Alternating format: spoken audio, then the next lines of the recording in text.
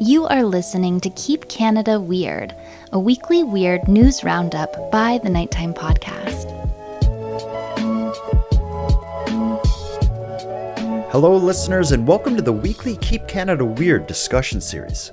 If you're new here, I'm Jordan Bonaparte, and Keep Canada Weird is the venue in which my pal Aaron Airport and I seek out and explore the more offbeat news stories that played out across Canada over the past week.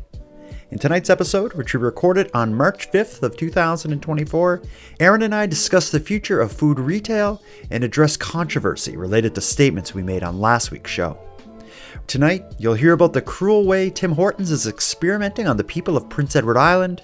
You'll hear us discuss the facial recognition vending machine that's freaking out the student body at the University of Waterloo. You'll listen in as we contemplate Wendy's plans to explore surge pricing. And yes, we will transparently address the situation that seems to have divided the Keep Canada Weird army of listeners. So let's get into it. Handsome Aaron Airport. I'm speechless. Wow.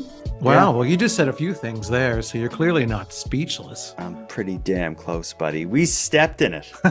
We don't need to jump right into it. Let's ease in. How are you doing? I'm doing good. I'm getting settled into a new place here. As we talked about last week, making a bit of a move in my life. So You sprung it on me last week that you're moving, and now here you are sounding all hollow and weird in a big empty place. yeah, the place is a little empty. I don't have anything up on the walls yet. So I apologize to the KCW listeners if I sound echoey and ghostly and less handsome airportery than I normally do. If you're even handsome, but we'll get to that. Well, we'll get to that. One of the many controversial items we need to approach tonight. Yeah, I just have to ask how your cat is dealing with the move. I know for children and cats and dogs, it's weird to move. He did pretty well. Cats are they're territorial, but they're also their life is just rituals. You know, they just like to do the same thing every day. They love consistency. And when you break that consistency, it really frazzles them. And, you know, the car ride is terrifying enough for him. And then I bring him into this new place and he gets low to the ground and he just goes in every nook and cranny as quickly as possible to try and scope out this place. Just take it all in. But the thing that he's the most attracted to is the cupboards. I can just hear cupboards banging all night long. Well, I'm sure he'll settle in and he'll begin to take it all in stride, much like we'll have to settle in and take in stride the controversy we found ourselves ensnared in. If you recall last week, on the last episode, there was one thing that I thought was a little risque, was when we talked about the whole glory hole trickster, sex trickster in Toronto. And you even said, we're going to have to edit all this out. I didn't edit that out. I left it in and I kind of thought, is this too much for some people? I don't know if it was. I haven't heard from anyone that had any problem with it, and there was really no response to any of the sexual talk we had. There was something else on the episode that was very controversial, and we upset a whole bunch of people. We talked about the story of the woman who was riding her horse around town. And you had some strong opinions about whether horses should be on roads and all this sort of thing. I had no fears about that section of the episode being broadcast to Keep Canada Weird Nation. But oh my God, I don't recall another time we got more feedback about one specific statement or mistake that we made. And this goes, and I'm including the Reese versus Rhesus controversy of, I guess that was 2023. I think that would have been 2022, actually, the Reese versus Reese's debate. Yeah. So let's just own it. I believe we made a mistake, and oh goodness, the listeners let us know. Throughout this episode, I will play voice memos we received all about the same topic. This we will call egg versus egg gate. Do you want to explain what we believe the mistake is, and then maybe I'll play one of the voicemails and we'll just kind of bounce back and forth between this as we go? So last week in this story, as we do with most of the stories, is we play the news broadcast leading into us talking about the story. Within the news broadcast, I think it was the mayor who said we're a small egg town. We're the town of High River. We're a small ag-based community. Shelby's more than welcome to ride her horse in through town. And we assumed that would mean like it's a town whose economy is based on like the egg industry or something. Yeah, well, I didn't quite hear him say that. You had brought it up when we were talking about it, like, oh, Don't backpedal. Let's own this. hey, now I have my own battles to battle here, but as we'll get to later on in this episode. But you had brought it up while we were talking about it. I didn't recall hearing it, but I did go back and listen, because when you said, oh, it's an egg town, they must be, an economy based off of selling eggs or whatever it was that you had said. And I just took that as truth. I was like, oh yeah, sure. Yeah. Eggs, people sell eggs. Well, why can't a town's economy be based purely and solely around eggs? Let's hear what the mayor probably was referring to, because we have a whole lot of voice messages from people letting us know what he was actually saying. Right. We can kind of maybe rate them, I suppose. Let's see. Here's how Ruth corrected us. Oh, hi, Jordan and Aaron. This is Ruth from Vermilion, Alberta. I'm quite a bit farther north than where High River is, but you were thinking that they said egg, but in actual fact, it would be an ag society, meaning agriculture. So a lot of people down there have horses. Anyway, I do enjoy your program. Thank you. Bye-bye. That's how you do it. Perfect. Well executed, articulate, precise, polite, caring, loving, soft, tender.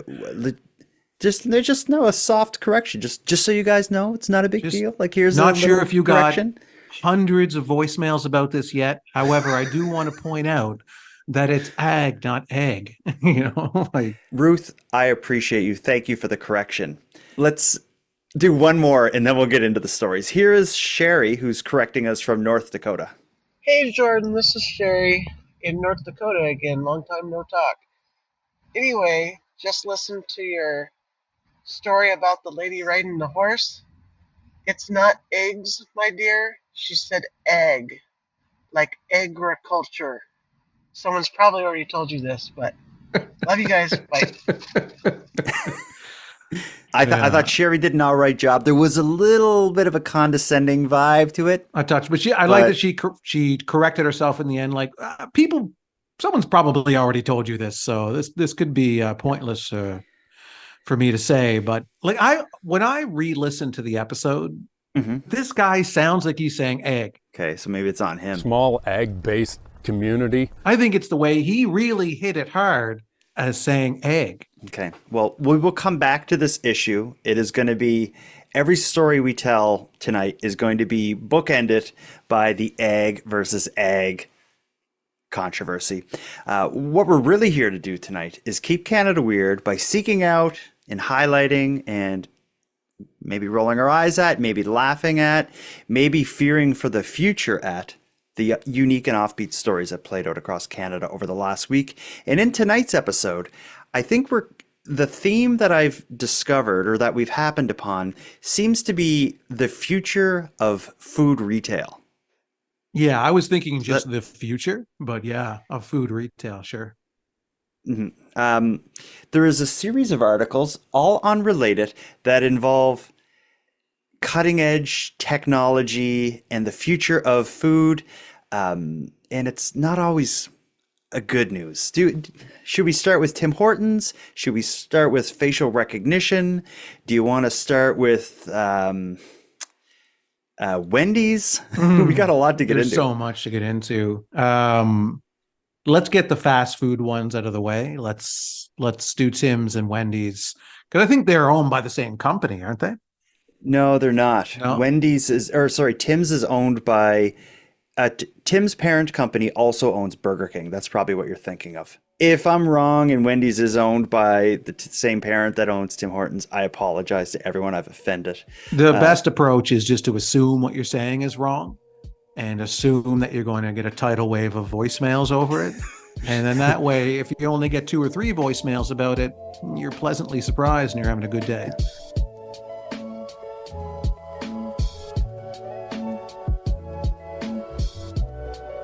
Here we go.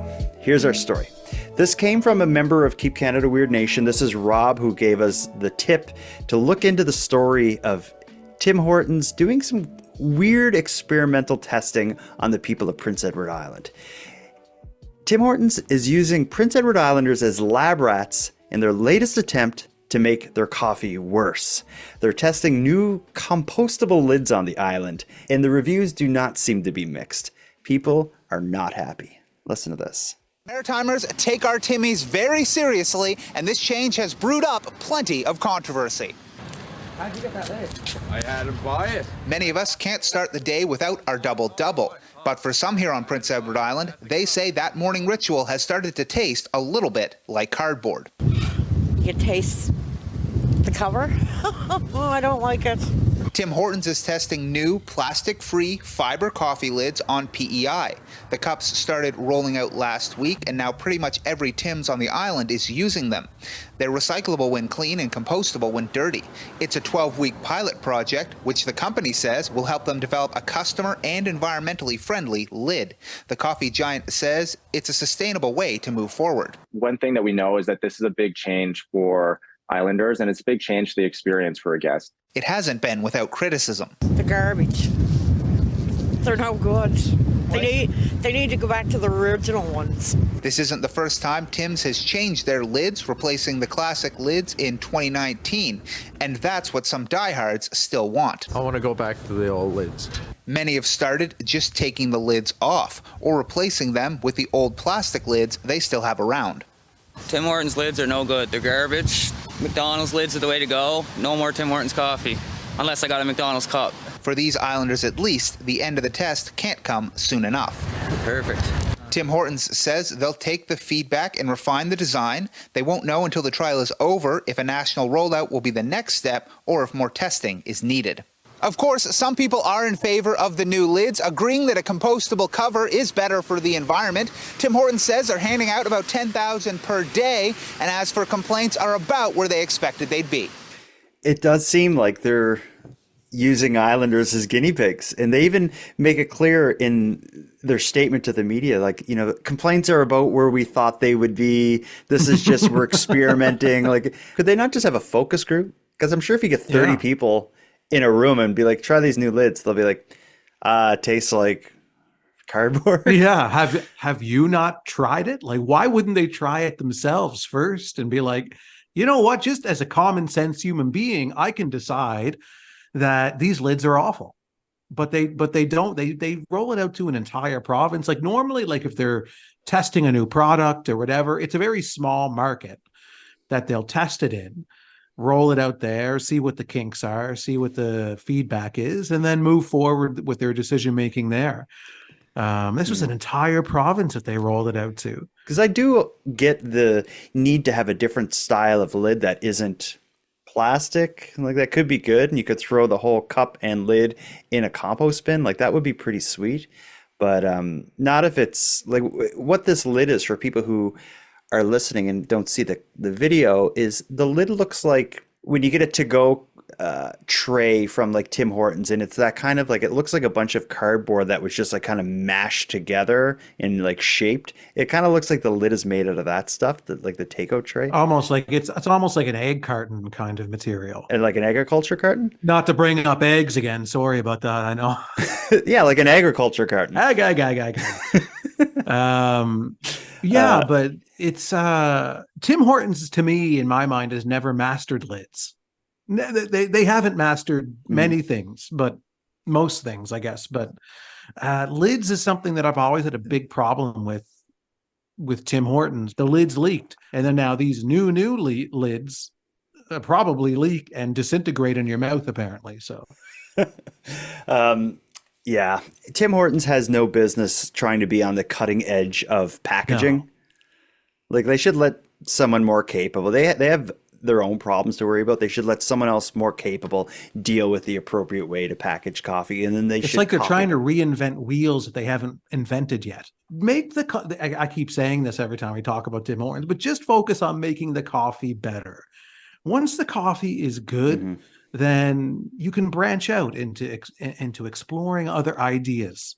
I think they could take a lesson from us and take in the criticism and corrections you get from your listeners or your consumers and learn from it and grow. And that's what we're going to do. So far, we've heard from Ruth and Sherry with some feedback on last week's episode. Let's hear from Beth in Alberta. And let's see if we can learn and grow from this. Hi, fellas. This is Beth from Alberta. Just listening to your High River podcast.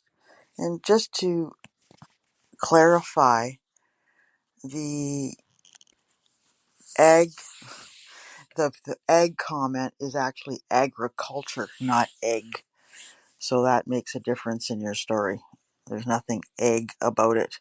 It's agriculture as far as... Well, it cut off as far there, but as we get your she's point. concerned. Is that Beth, what she was trying to say at the end there? Yeah.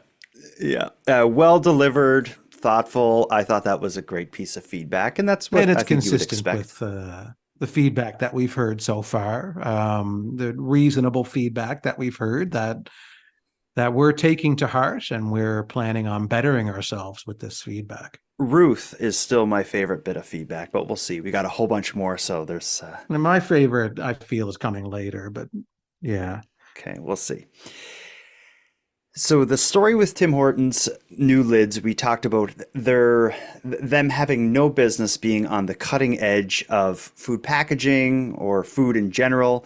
This next story is going to take us right to the cutting edge. This involves, and I love this story, so let's just get the criticisms, the bad vibes from the mistake we made last week off of us, and let's start fresh with a story of the facial recognition vending machine. This came in from Mary in Guelph, who contacted the show with this story that's coming out of the University of Waterloo. The school is home to many futuristic-looking vending machines that have large LCD screens that are bright and colorful and draw you in as you walk past. But what really captured the attention of the student body is not the large LCD on the front of the vending machine. It was an error message that appeared on the LCD screen. The error message referenced a failure in the unit's facial recognition software. And that caught the attention of many students, and oddly enough, it was the school newspaper that really dug into it and broke the story. And this is a crazy one. Sticky tack with chewing gum, with Post-it notes, doing anything to cover these sensors because we know they are here. A simple solution to a futuristic problem. River Stanley says students at the University of Waterloo believe this hole in the vending machine houses a camera. Someone noticed a message displayed on the screen a few weeks ago showing an error with a facial recognition app. We wouldn't have known if it weren't for the application error. There's no warning here. Stanley says these kind of vending machines can be found all over campus, and once a post about the error message was made online, it became a big topic of discussion among students. Students start investigating.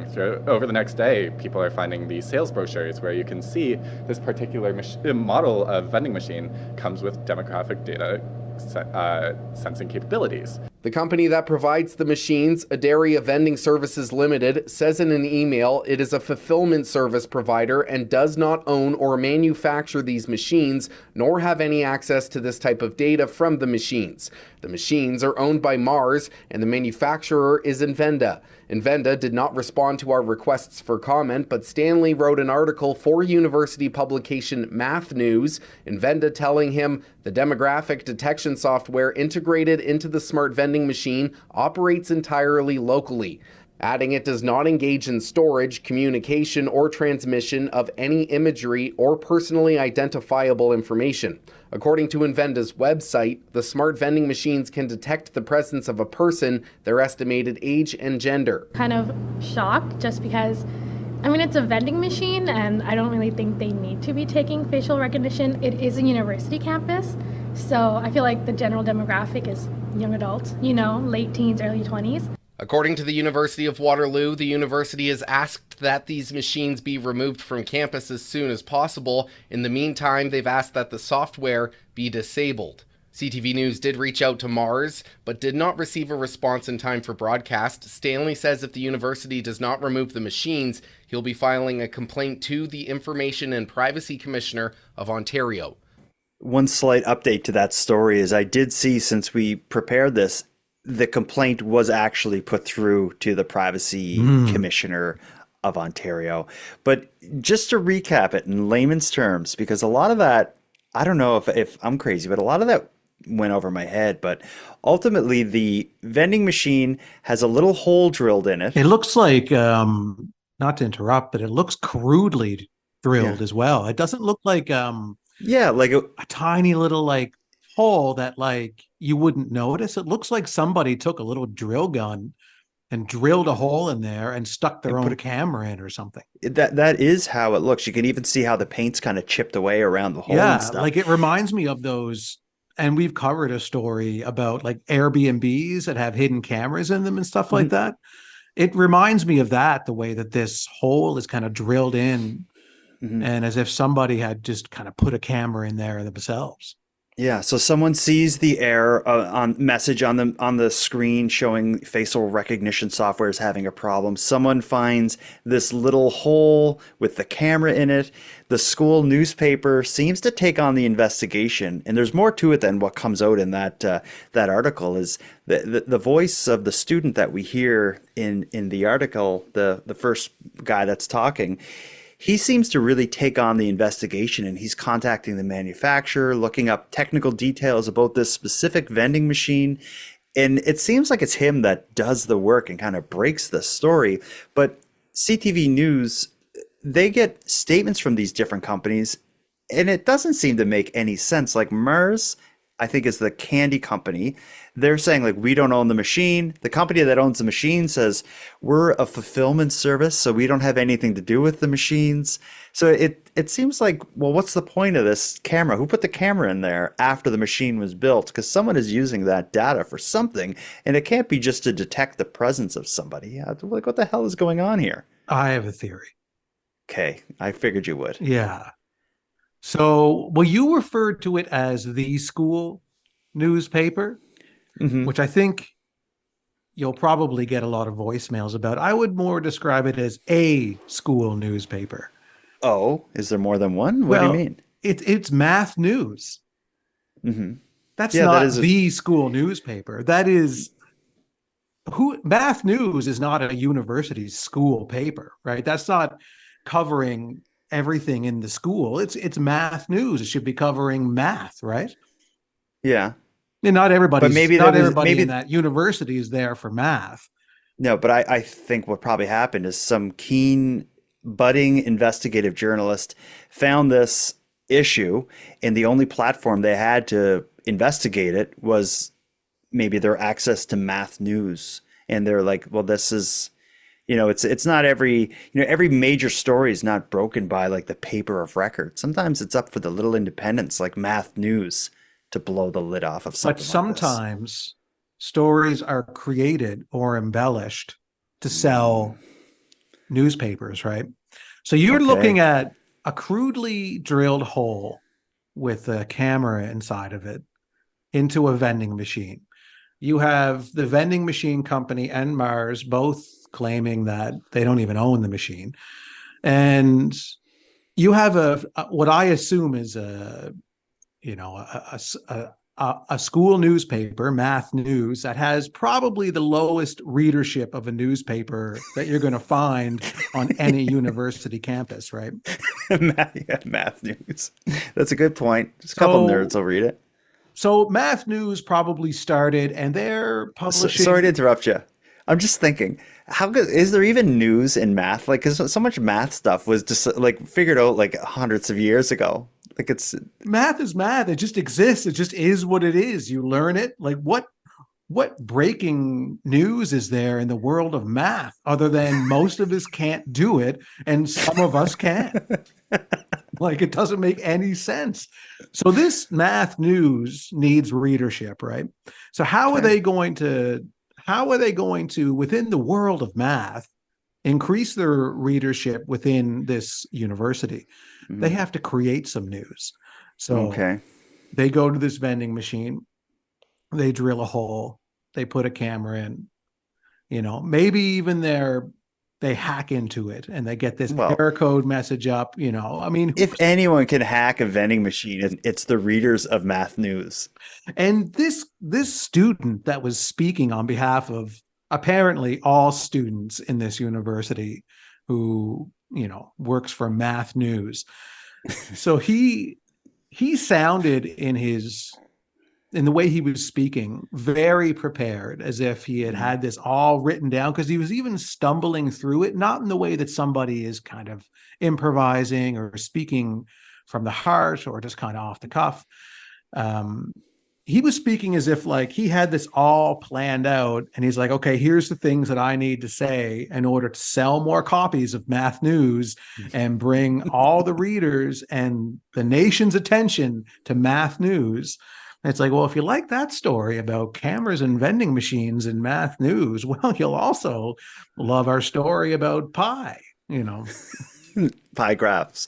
Yeah. I was thinking pi as in, what was it, 3.14? Oh, I was thinking pi graphs, but yeah, I know. I'm getting way too deep in for myself in terms of math, like, because we're going to get voicemails about this. Well, pi is actually blah, blah, blah, blah, blah, not eggs. Yeah, you could be right. I think it is just a case of the never-ending battle to get as much information about everybody as possible. The world has gone nuts with data and information and facial recognition and AI and all this other stuff. This is a segue to our next story, because we're going to hear how maybe some of what is going on with this machine is also going to be happening at Wendy's restaurants. But before we get to that, let's check in with some more listeners. Let's move on to an anonymous message. These are always interesting. Well, here's an anonymous bit of feedback. Just a little correction. High River mayor had said it was an ag society or town, which means it's relying on agriculture.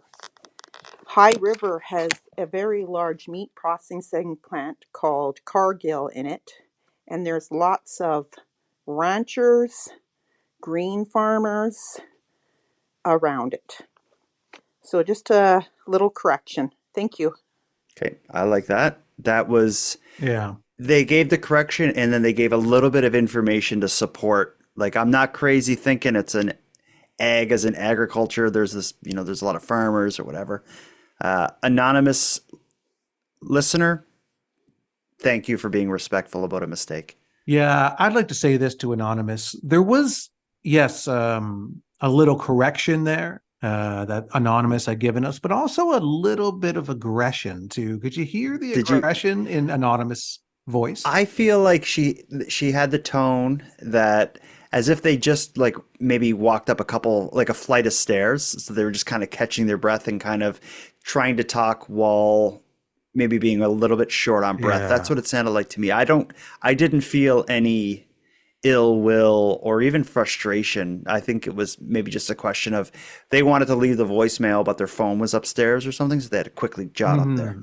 That could have been it. The tone to me sounded like Anonymous had called in to leave a voicemail, got just blind with rage, screaming into the phone about agriculture and meat plants and horses and manure and all of the things that needed to be corrected about what we said last week, and then finished recording that voicemail and regretted it immediately. Like, no, I flew off the handle. I've been getting, counseling about this, about my rage and anger management. And my therapist said I need to just relax and communicate. So then call back, left a voicemail in a calm way, but you could the rage still hadn't quite subsided yet. And you could still hear a little bubbling. Before we get to the next story, let's hear someone. I believe this bit of feedback is from somebody who's very calm. Here's John's correction, and if I remember correctly, John was he was seated comfortably and in full breath for his message. Hey guys, love the show.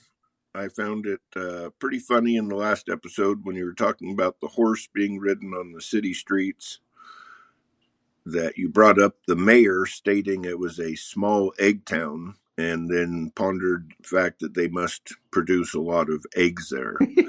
I think it's quite obvious that what he meant was it's a small ag town, as in small agriculture. So evidently what they produce there is baby carrots, cherry tomatoes, pickling cucumbers, tiny corn. Small agriculture, not small eggs. Anyhow, thanks for the great show. Always entertaining. Thank you, John. Mm-hmm. I like everything was small there. It was great. Any voicemail that lists off like potatoes and carrots, and I'm here for that. Yeah, it sounded like he found my grocery list. I was like, where'd you get that? How do you know that he's hacked into the vending machine you use, and that machine followed you home? My refrigerator has facial recognition software that feeds right to John. It's only a matter of time. Mm-hmm. Let's get into the next story, and then we'll get back to some more voicemail. This one's interesting. So again, get in your mind the situation with the vending machine using facial recognition for God knows what purpose. I think this next story can maybe give us some information about how that kind of data can be used, because Wendy's seems to be taking it to the next level. Some recent statements by Wendy's leadership gives us a view into the future of food retail nonsense, and it does not look great. Wendy's is investing heavily in dynamic menus that can quickly change throughout the day based on customer buying patterns, the weather, and a whole bunch of other factors. But it's not just the menu items that will fluctuate. They're also said to be experimenting with surge pricing. Let's listen to the article, then we'll try to break this down, because this is a complicated one. So just how much are you willing to pay for a Wendy's cheeseburger or the new Baconator? The difference in price may depend on the time of day. Wendy's will test a new marketing strategy next year called dynamic pricing. Like airlines, Uber, and Lyft ride sharing, prices at the burger chain will fluctuate, charging higher prices when demand is high, like lunch and the dinner rush hour, and less when demand is low. Wendy's is experimenting with this test to try to really make more money and lower operating costs. I think it's not going to work. I think it'll be perceived through society as being greedy. And before you can say, "Where's the beef?" people are asking, "Where's the fairness?" Okay, bad idea. Bad idea. But again, I would say fast food is a bad idea. I can always go for a Frosty with a large fry as well. But if they have surge pricing, will you still order it? It's going to be tough. I think it's a great business strategy. I think as a consumer, I think it's crazy. Wendy says it's just trying to stay competitive and profitable in the fast food industry, investing $20 million to launch digital menu boards so customers can see what their meal will cost in real time. I don't think anyone's going to pay extra for the exact same thing that they were getting for less. Uber-fying fast food is a risky move, say marketing experts. The burger backlash on social media is harsh, accusing Wendy's of gouging themselves out of business. There are even threats of a boycott. And fear that other fast food chains could follow and put surge pricing on its menus. It's a lot to chew on. So we hear of I guess I would describe it as a futuristic way of operating a fast food restaurant, where the idea is throughout the day, the pricing can fluctuate based on how busy they are, but also the menu options can fluctuate in real time. Things like on a cold day, maybe the menu will be more prominently advertising their coffee offerings, as an example. Or maybe at lunch hour, when it's very busy, the prices of items will go up. At night when they're slower and they want to bring people in, the prices will go down. Much like an Uber. I don't use Uber often, but they call it surge pricing. The more demand, the more expensive it is. When I think of this story and what Wendy's is proposing, that calls back to that M&M story in some way, like just using data and information in real time for some kind of marketing purpose. All I can think of is with the M&M's thing. Maybe it sees your face and it guesses that you're an older person. I don't know, you're 60 years old or something. Maybe that M&M's machine can put something on the screen that may better appeal to a 60-year-old. Where take that same idea, put it on the Wendy's menu board. Maybe if you walk up and it can tell that you're 60 years old, it's going to, promote something that a 60-year-old may better appreciate. It's kind of what I'm thinking is happening here. What's your take on all this? Yeah, I mean, it doesn't surprise me actually, because you see, we talked about Uber already, how they use surge pricing, but also you see it in hotels, hotel Airlines. pricing, airlines. It's all seasonal based. So when demand is high, prices are high. When demand is low, prices are low, and so it's just a matter of getting people accustomed to that. Kind of, because we're not used to that in the food industry, the fast food industry, but maybe not blatantly used to it, but you do see it in some ways with if they're trying to promote like a new product, they have the price really low because the demand's not high for said new product. They'll increase the demand through pricing, and they do stuff like this. It's just not as blatant, but I don't like the idea, but I do think it's probably an idea that will eventually happen and catch on.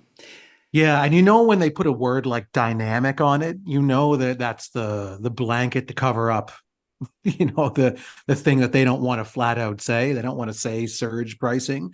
They want to call it dynamic pricing. Yeah. I think surge pricing kind of implies that there's going to be like a surcharge when it's really busy, but what they're calling it dynamic because there's also going to be a time when it's lower. So if you go in there at 2 a.m. or something, and there's just 2 workers with nothing to do, they're going to give you the product for a lot cheaper because it's cheaper to create it at that time of day rather than, at rush hour when they have a whole team of people whipping stuff up, maybe. Well, I mean, that's the core idea of it. It's just when demand is high, the prices are higher. When it's lower, it's lower. But this turns into kind of a, who was it? Global News that covered this story. That I think so. Yeah, let's call it Global News. Sure, yeah, but I think this story would be better approached by a news outfit that can handle the dynamic mathematical here we go side of this story, and that's Math News at the University of Waterloo. Yeah, that's right. Yeah, so I think instead of them focusing on these kind of vending machine Terminator robots that they've been kind of making up themselves, they should focus on a real math related story and cover that in Math News, so that way they get kind of a current inflationary kind of story that is really hot button with people. And that's something that people care about, that they don't have to make up themselves to bring readers to Math News. And this has a lot more to do with math than the privacy implications of the facial recognition software, because this is specifically about pricing. Yeah, Math News should be all over this story, but instead they're inventing robots that want to just know what you're buying. Let's move on from this story to more listener feedback. Your skin still thick? It's been thick since I was born. Okay. I don't know if you'll need it because our next bit of feedback comes from Liz, and I think she's not going to go too hard on us. Here it comes. Great. Hey, I was listening to your Keep Canada Weird about the High River horse, and the mayor says ag town, as in agriculture town. Ag town. So egg town, I guess, would be included in that, but no, egg town is not a phrase. He said ag town. That's my contribution. That's my contribution. To society in general. Yeah. It's a valuable contribution, Liz, and not just because you're giving us feedback we can grow, learn, and develop from, but she makes a very good point.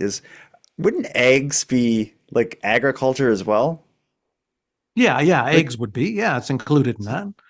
Yeah, so did we not make a mistake? And also, not to attack Liz here, but also, he didn't say ag the way that Liz drew it out. When you listen to it, it sounds like egg. It sounds like egg. It's not, he didn't say, we're in a small ag.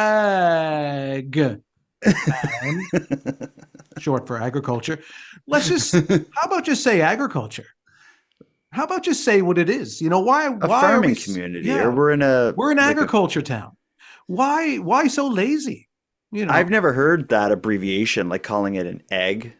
Yeah, and we're not from that part of the country, I guess, so it leaves us ignorant on the terminology, but just say agriculture so we all know what you're talking about. We have one more bit of feedback. We're going to save the best, maybe the worst. Mm-hmm. We're going to save the most interesting for last. Let's move on to the final story of the night. This does not involve the future of food. This is, I guess, a snapshot from the animal uprising is how I'm going to describe this. There's a little bit of vigilante justice in this story. There's some turkeys, or at least a turkey in this story. There's a mayor who is much like the mayor of High River. Remember, we praised the mayor of High River not because of his pronunciation, but because of his willingness to just meet with the horse lady and just settle it there on the street with a handshake. The mayor of this, in this next story, also kind of takes a unique approach to a problem. This is a story we're going to have to read. If you have the notes there, you can read it. If not, I got it. I can get the notes up pretty quickly.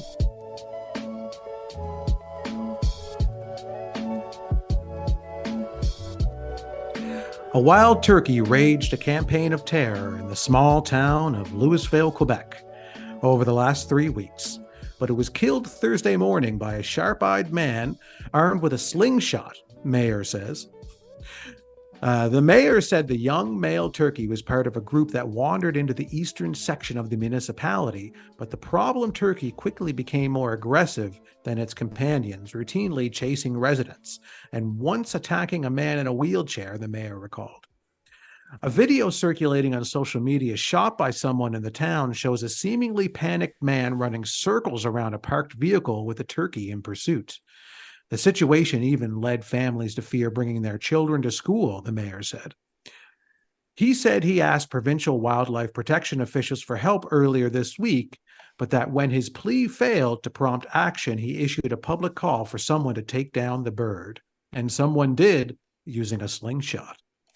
The man who killed the animal planned to cook and eat it for supper Thursday. The mayor is keeping his feet, however, so he can show off the sharp talons. Oh, geez. To who? Like to a warning to the other turkeys, or anyway? I think it's the one thing to talk about. Someone comes into his mayor's city hall and says, "Did you guys hear about the turkey? See those feet hanging up on my wall? That's a turkey that we shot with a slingshot here." Anyway. Okay, keep going. There's a couple of paragraphs left where it really gets good. Okay, Quebec allows wild turkey hunting only on specific dates in the spring and fall, and the mayor is protecting the identity of the man who killed the animal for fear of reprisals. But the mayor shrugged off the possibility that he could face any legal action for encouraging the killing of the animal. At some point, you have to defend yourself, he said. In a statement, Quebec provincial police said that they have determined the killing of the turkey did not constitute a crime. The provincial government department responsible for wildlife said officials are investigating the incident. So when the mayor couldn't get the job done, he all but encouraged vigilante justice, and I think through a Facebook post where he's like, someone should kill that turkey. Yeah. And someone and of all the ways to kill it with a slingshot kind of seems... I don't know. That's a little...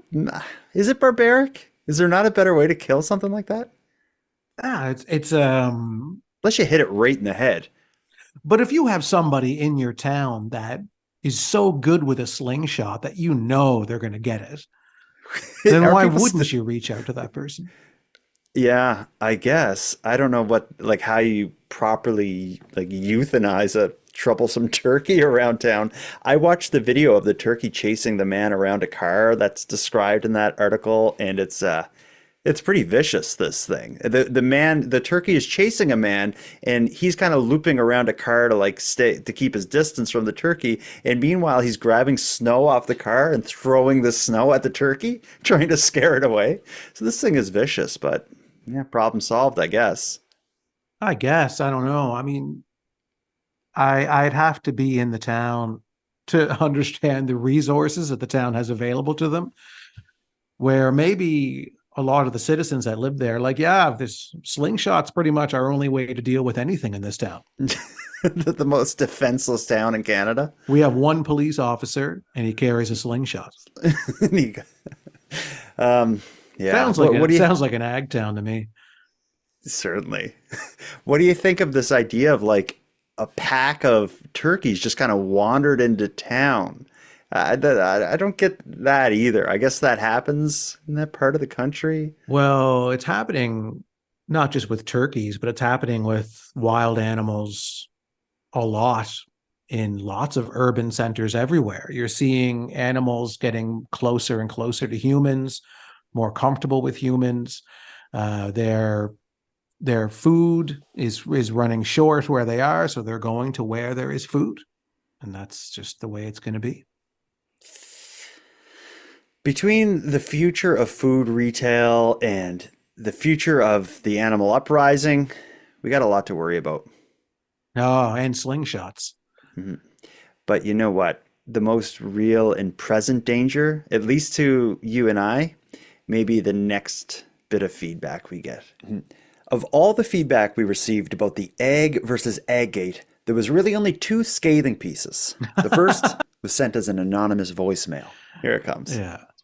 First-time caller, long-time listener. Listen, there's no way you don't know what egg is. Agriculture, egg. This is why the animals are going to take over. People like you. I suggest you leave Cape Breton and Halifax and go to Canada, the rest of Canada, all of Canada. Check out the farms, maybe grab a Tim's. They're not that bad over here. I think it's just your Tim's. I suggest you also do some research, like how to spell or say Trafalgar. Trafalgar. It's not that hard. If you guys got out more, maybe you would learn things. This is how it works. You get out, you learn, and then you put it on your podcast, not the other way around. Cheers. I really hope you have a good day. I don't really know what's going on with your chicken of the sea over there, but like I said, it's agriculture here in the rest of Canada. Damn. Mm-hmm. So does this offend you? Do you think that's feedback is constructive and we can learn from it? It's not constructive feedback. No, just basically, I don't think this person really understands what this podcast is. And it sounds like she listens to it on a regular basis. I didn't get the Trafalgar. I didn't get that either, but she seems to be familiar with the animal uprising. So she must be a somewhat regular listener to the show. Yeah. To reference the animal uprising. So, and this is the straw that breaks the camel's back. Yeah. This so is understanding. But people who live, I'm only assuming, but people who listen to the show aren't listening because you and I are experts on any of the things that we're talking about. I hope not, but maybe. Or if that expectation is there, then that listener stopped listening a long time ago, because we have never once claimed to be experts on any of the subjects that we talk about. We just simply react to stories, and we're two friends. We like weird stories. We react to them. If you enjoy listening to that, great. If you don't, her blood is boiling, I think she's looking for CBC The National and ended up at Keep Canada Weird. Yeah, this is not the BBC, we don't really know a lot about anything. I mean, we admitted last week we hardly know anything about sex. That's true. That was something that you and I both admitted to. But we're trying to learn. And I refused. I'm not trying to learn, and I'm honest about that. I'm in the dark about sex, and I'm fine with that. It gets so much worse, though, Aaron.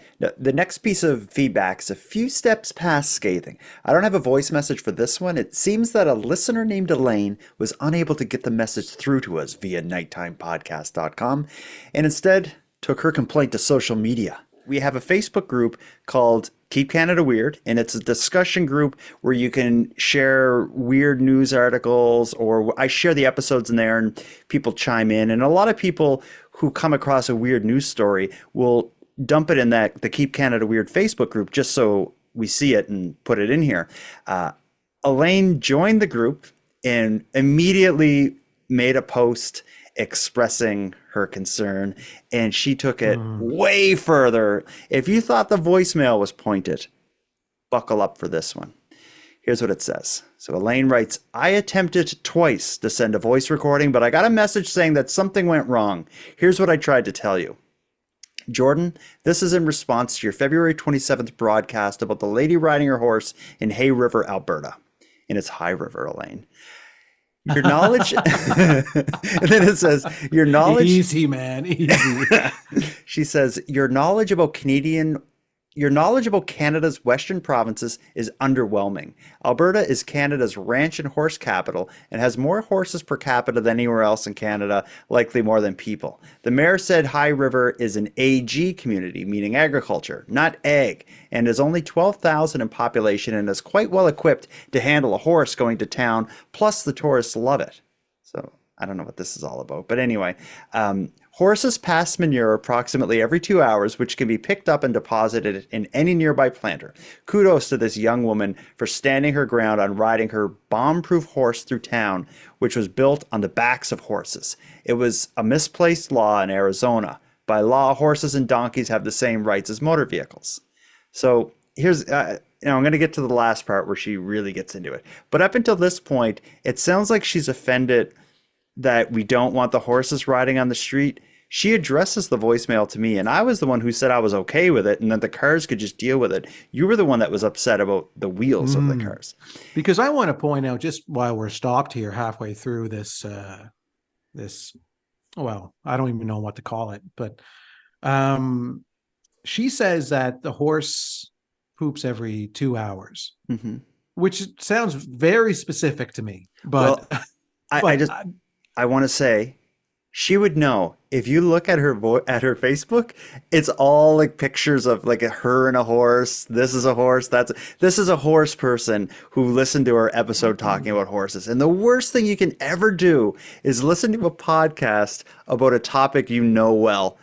Yeah, it's going to upset you.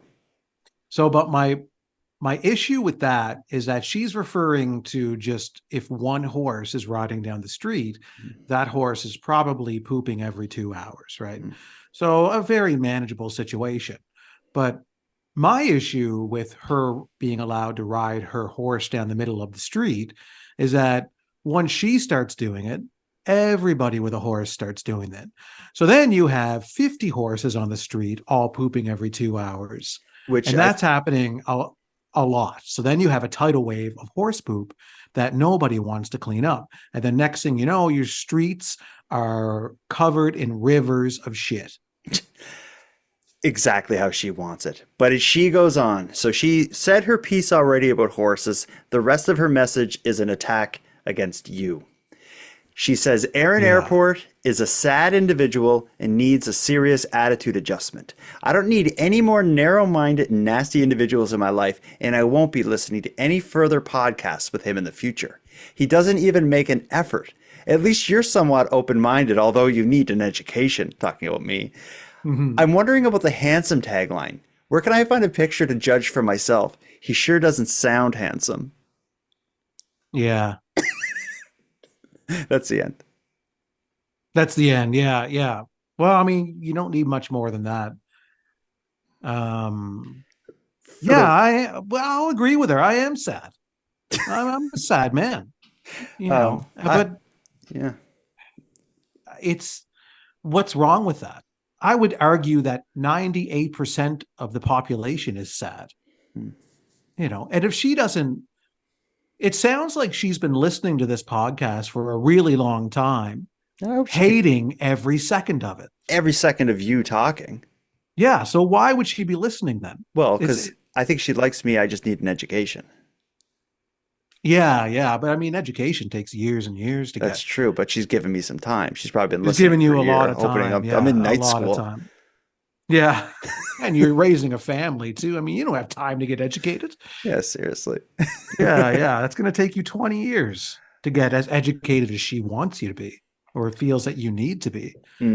Yeah. But yeah, I am sad. I cry every night.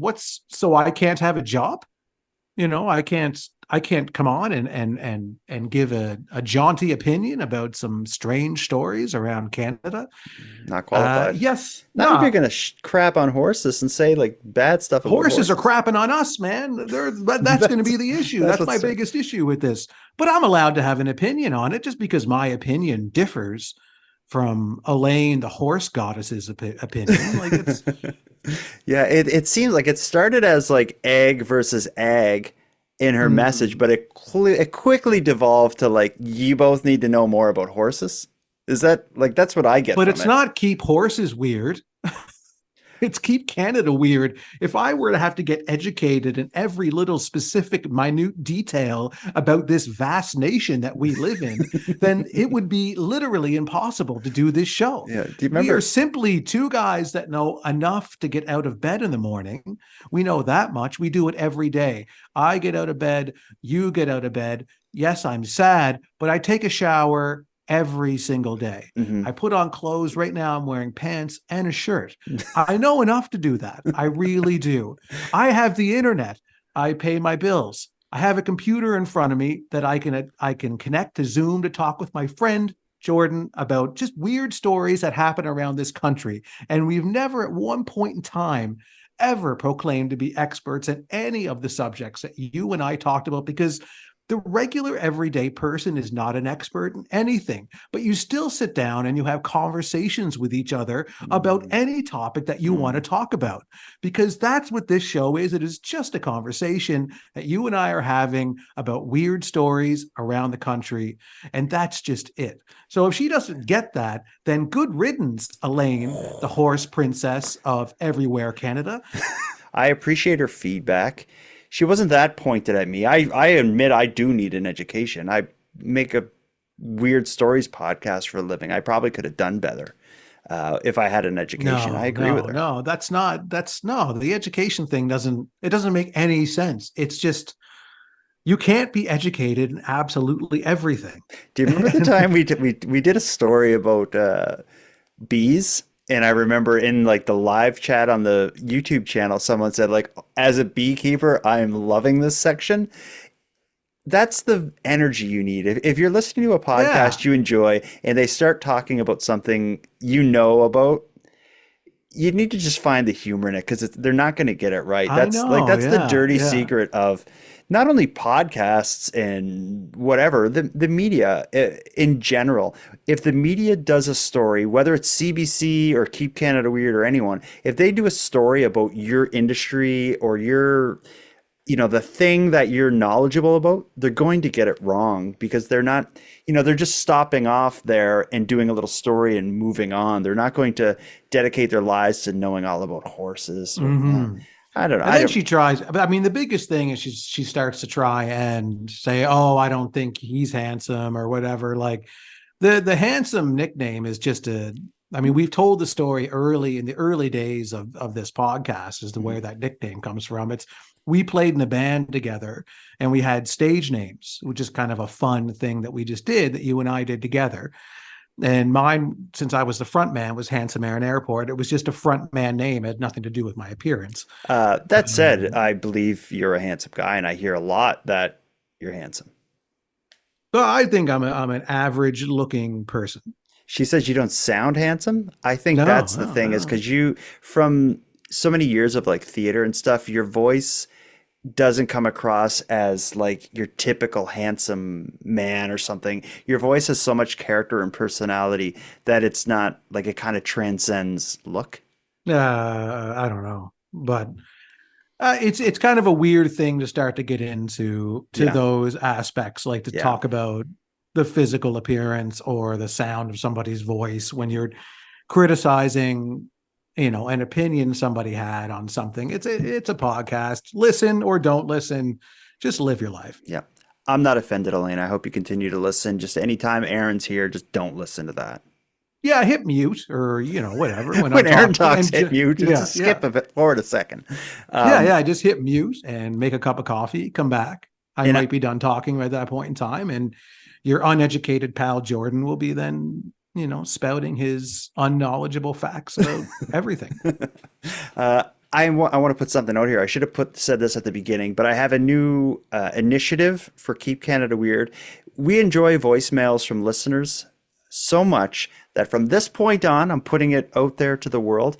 If your voicemail is played on the show, email me when you hear it, and I'm going to send you something as a thank you.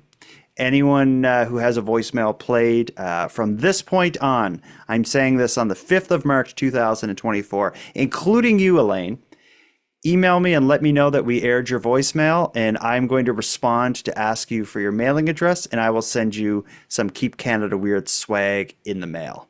And for anyone who's never contacted the show before, if you go to nighttimepodcast.com, you click on contact, a little app is there, and you hit record and you say whatever you want, and it emails it to Aaron and I to play on the show. And if your voicemail is played, you can email me and I will send you something nice. Do you think that's fair to do, Aaron? That's fair. And if Elaine does tune in to next week's episode, she's going to hate it. Maybe she'll love it because we're talking about Elaine. And maybe Elaine loves to hear about Elaine. And maybe Elaine loves to hear my voice saying her name over and over again. Elaine. But let's have her on the show. Let's get her on and let's have a face-to-face. Ooh, that is a great idea. Elaine. So let's call that out. We don't shy away from criticism. We don't shy away from controversy. Yeah, I'd have her on and you two can just figure it out. And I want us to come to a mutual understanding of each other. If we were to actually have a Zoom face-to-Zoom face conversation, and maybe Elaine and I can find some common ground and some things that we have in common. And then maybe by the end of it, a better understanding of each other, and we'll both be able to move forward as better people. And we can all keep Canada weird together in peace. Yeah, and peace, man. Let's wrap this up. We've been through a lot. What a roller coaster. When controversy rears its ugly head on this show, we have sleepless nights. We have all sorts of problems. This one I just want to put behind us. So yeah, Elaine, contact us. We'll have you on. Anyone whose voicemail was aired, email nighttimepodcast@gmail.com and I'll send you something special. Mm-hmm. Aaron, until next time. Jordan, until next time. I haven't eaten eggs since all this started. I just can't. And Jordan, until next time. I don't want to hear about eggs again unless it's a story in math news.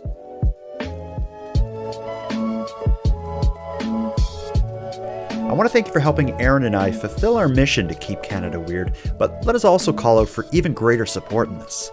If something weird happens in your neck of the woods, let us know about that. And if you have any thoughts, theories, or opinions on anything we discussed tonight, we want to hear about that as well.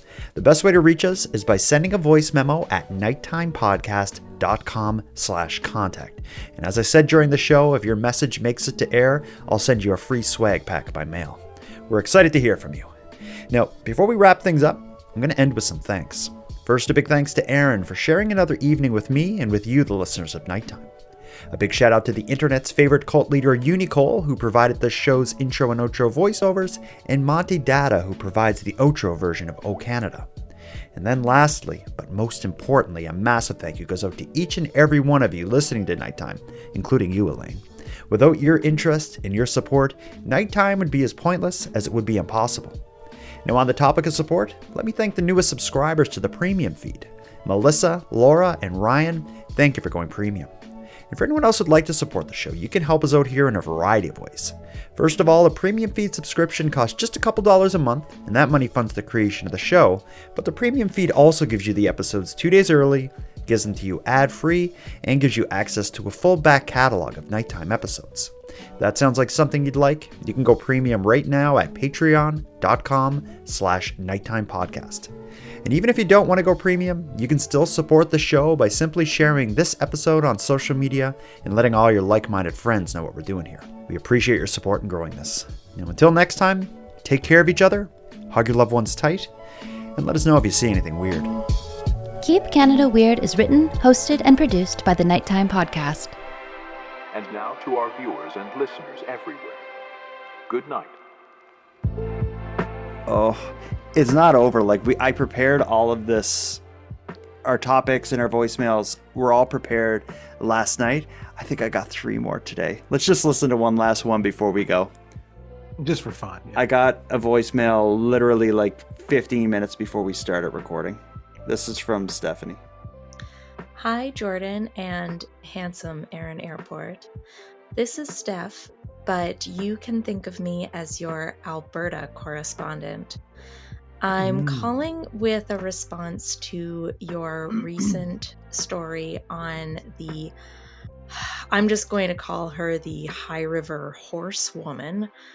High River Horsewoman. Who I also find a tad annoying, by the way. Yes, thank you. Anyway, this is about your questioning of why the mayor called their town an egg town. I think this might be a classic case of Canadian dialect confusion.